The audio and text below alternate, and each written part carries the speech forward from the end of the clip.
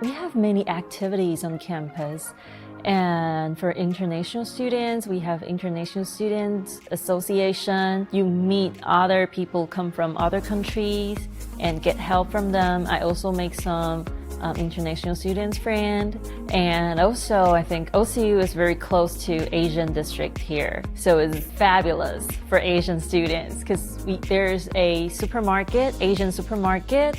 When we're trying to get something fun, we go Bricktown. And also in downtown, there's many events on weekend. So my friends would ask me, hey, do you want to just go hang out? And they'll be like, okay, let's go. And it's just so much fun. It's very different from back home.